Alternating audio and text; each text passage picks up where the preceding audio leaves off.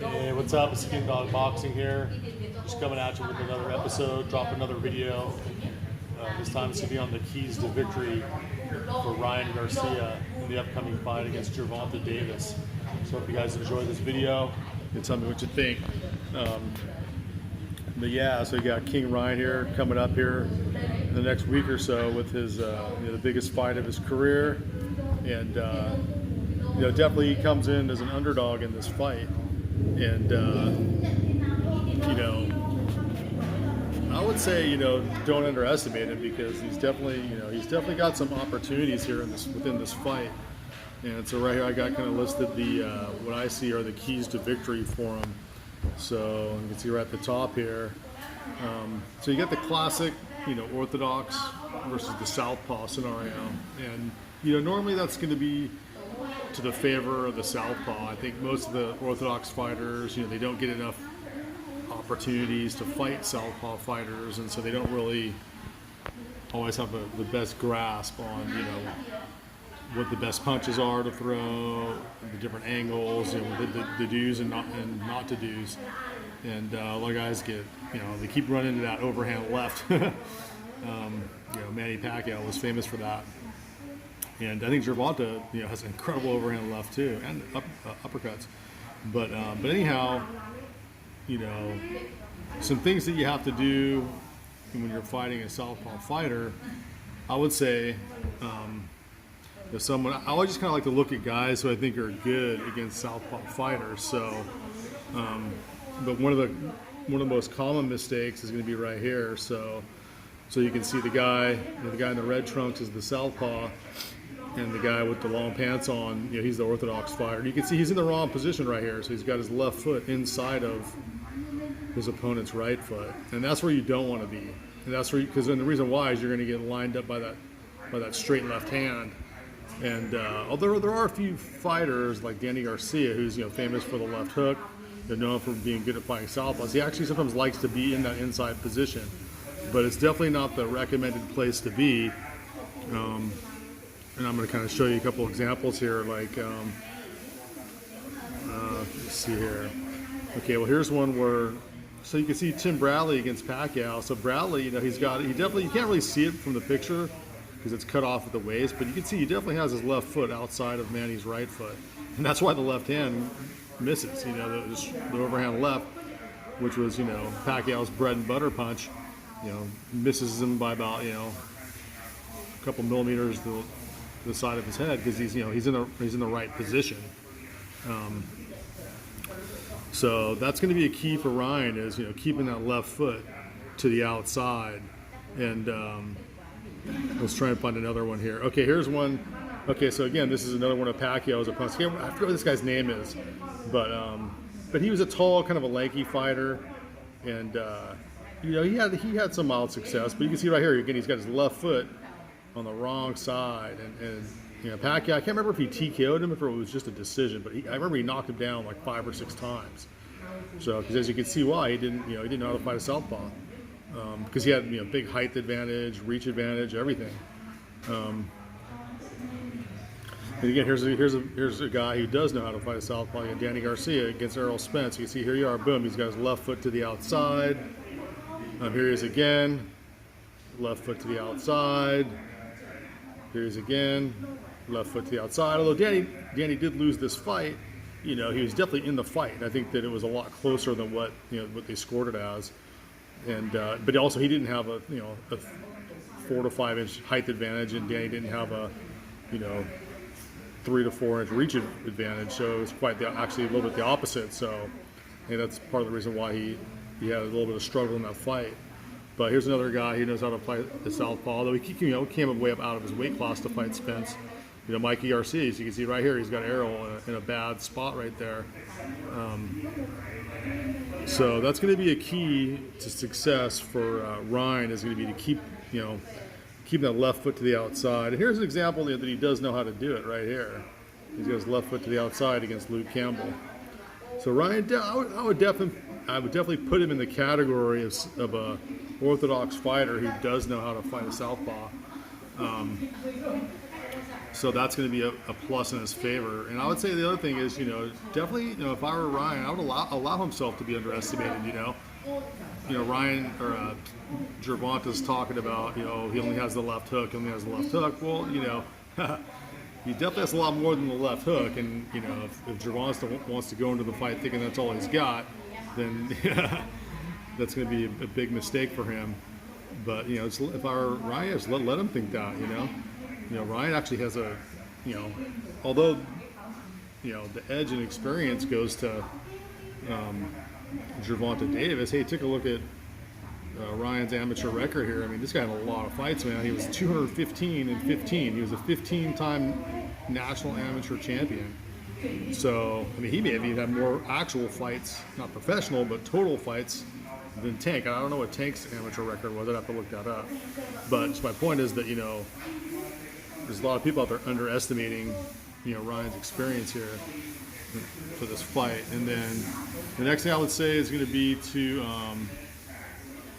maintain the distance, the height, and the reach advantage. Fight tall. That's what he needs to do. He needs to fight tall and manage that distance. Because he's fighting a shorter fighter with a smaller reach. And so I give a couple examples of that here. Let's see here. Let me find a good one. So here's one. So good old Tommy Hearns. So we all knew he lost the first fight against Leonard because he allowed Leonard at points to get inside of his reach, right? But in the second fight, even though I think at the end they called it a draw, most people felt that Hearns won that fight. He did a better job of staying on the outside, keeping Leonard on the end of his punches. And he wound up dropping Leonard, I think, twice in that fight. And here's another one of Tommy, fighting tall, and you can see Leonard's the smaller fighter, and it's gonna be, from that position, it's gonna be real hard for Leonard to land a punch, because he's not able to reach him, or if he does, he's gonna have to overreach his punch, which is not gonna. The punch won't have an impact at that point, or have a lesser impact. Another guy who was known for being able to fight tall, and he's trained to do that by Emmanuel Stewart, later in his career, so he wouldn't get hit, because he did get hit a couple times and KO'd or whatever. So Emmanuel Stewart corrected that. He's like, hey man, you're this big tall fighter, man, you need to be using that reach. Because here he is keeping Tua on the end of his punches here. Tua, a much shorter fighter, and just eating that jab right there. Okay, cool. So we can maintain that distance and fight tall. Oh yeah, because I wanted to show one other one too. This is kind of interesting, right? So this is Ryan against Luke Campbell, right? And actually Luke is a little bit bigger, I think, than Ryan. And so you can see actually Luke Campbell in this photo. He's the guy who's fighting tall here. And yeah, so that's, I think part of the reason why Ryan had some trouble with him in that fight was because, Luke was fighting him tall. But you can see here, he's also fighting to his height too. So I think the thing is, Ryan has to be careful not to, be crouching down or, slumping down to Gervonta's height. He needs to maintain his advantages in the fight. And let's see here. So we'll go back to here, and then, okay. So now we're going to talk about the straight right to the head, straight right hand to the head. So yeah, that's going to be for any orthodox guy fighting a southpaw, that's going to be a key thing right there. So here's one of Danny. Danny was really good at this, putting that overhand right to the head with a southpaw. And let's find another one here. Give me a second here. Okay, here's one of Ryan's previous opponents there. He was a southpaw, so pretty similar in was it Fortuna? Pretty similar in stature to Gervonta. Southpaw, shorter fighter. And Ryan ate him up, but Ryan does have a good straight right, and that's maybe the single most important punch against the southpaw, because it's kind of like your jab, because the way that the angle shifts when the guy's a southpaw, with his lead hand, he's able to parry your jab, so that the regular left hand jab from an orthodox fighter becomes less effective, harder to land. So which is why the straight right becomes more important. So that's going to be a huge key for Ryan in this fight, is, you know, tagging him with that straight right hand to the head. And again, circling left. So we already kind of talked about that, keeping the left foot to the outside. We showed a bunch of pictures of that at the beginning. But the other one, this is a huge one, I think, is going to be the left hook to the head. I'm sorry, left hook to the body. Yeah, so we already saw, I mean, Ryan, he does that. He can do that. You know, so you saw against Luke Campbell, boom, right there. You know, he knows what the left hook to the body is all about. I think that's going to be maybe the most important punch of the fight for Ryan, because I think it's going to, that punch is going to be there for most of the night. It's going to be an easier punch to land than the left hook to the head. Let's see if I can find another one here. There we go. Yeah, there's another angle of it. Okay, cool. And then, okay, so the other one is going to be the using his reach to jab around the parrying hand. So that's something that when Danny Garcia fought Spence, that he really wasn't able to do, because, you know, Spence had the longer reach, and so he really wasn't, his jab. You know, normally Danny had a pretty decent jab, but his jab became, you know, totally ineffective against Spence. He almost didn't use it because he just couldn't land it. But Ryan can land it. So let's see here. Oh, here's a different one of. Okay, here's one of Ryan where he gets his kiss. He's fighting Luke Campbell, and he gets his foot caught to the inside right there. So that's the kind of stuff the kind of mistakes he needs to stay away from. But let's see here. I'm trying to get to a certain one here.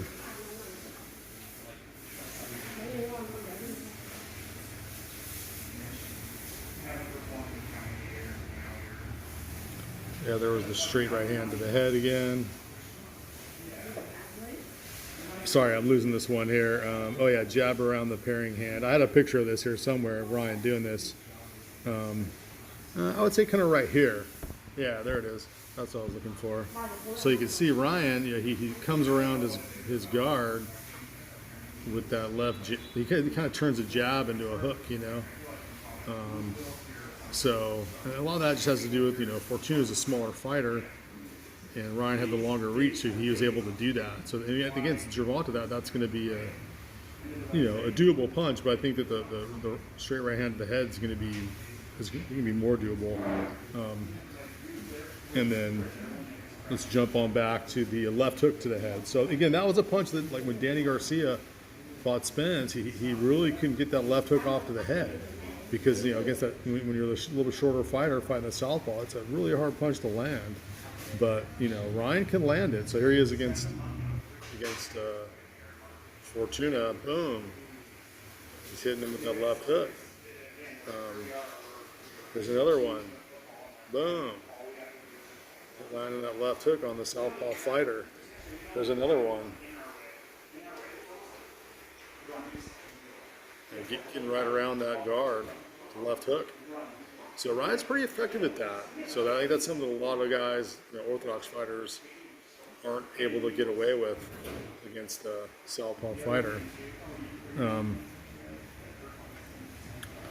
And then, okay, so another one here I got. Well, I would say normally this is going to be a really important punch, the straight right to the body when you're fighting a southpaw.